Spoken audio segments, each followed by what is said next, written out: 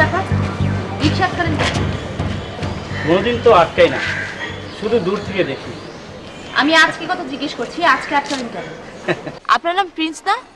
হ্যাঁ প্রিন্সেস, আজ আপনাকে একটু কাছে থেকে দেখতে চাই, আর আমার মতো সামান্য প্রিন্সের তরফ থেকে সামান্য একটা উপহার দিতে চাই।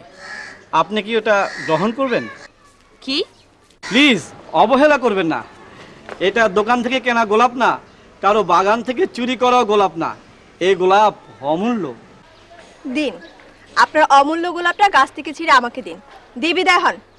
নো নো নো নো, এটা তো আপনার জন্য না, এটা আমার স্বপ্নের প্রিন্সেস কেয়ার জন্যে। মানে? এটার নাম তাজমহল। গত বছর পুষ্প মেলা থেকে সংগ্রহ করেছি, সেই থেকে বহু আদর যত্ন করে এই চারা বড় করেছি, গাছে ফুল ফুটিয়েছি, শুধু আপনাকে একটা ফুল দেব বলে। রাস্তা ছাড়ুন বলছি, ফাজলামার একটা সীমা আছে। প্লিজ ফুলটা একটু ছুঁয়ে দেখুন। বাহ, খুব ভালো তো আপনার হাত। চাষবাস আপনি খুব ভালো করবেন। এক কাজ করুন, ফুল চাষ বাদ দিয়ে ব্যাংক চাষ করুন, তাতে আপনার কাজ দিবে। রিক্সা চলো।